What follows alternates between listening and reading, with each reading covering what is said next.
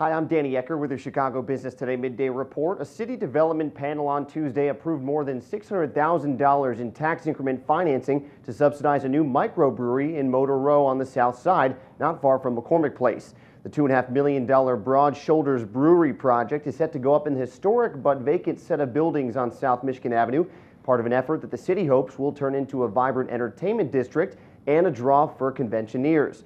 Our Albie Galoon joins me now with more on the project and TIF funding on the south side. Albie, the first steps here, maybe creating this project. I mean, how suitable would something like this maybe be for this area as sort of an anchor for a larger area?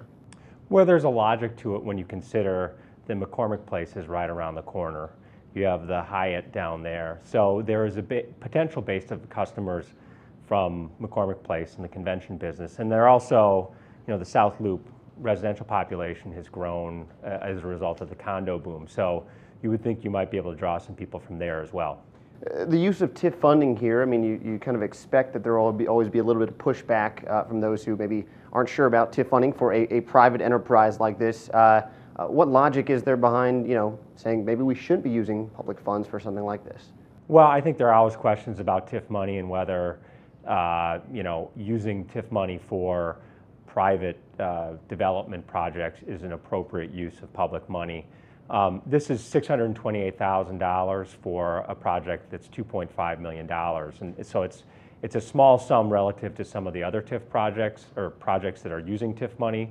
But it still raises the question of whether it is an appropriate use of money. Some people would say if it's a viable business, why do they need help from the city? How would you characterize at this point sort of how the South Loop stands from a residential standpoint and a retail standpoint? Well, obviously the condo boom has ended, but there's still a lot of people who live there. So, if you're a retailer, that's very appealing to you.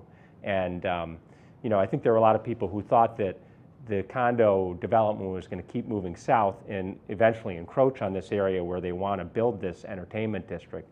And I don't think that's likely to happen. But so it makes sense when you have people living there to have some restaurants, entertainment, other venues where they could go. All right, Albie, we'll be watching it. Thanks for the time. Thank you.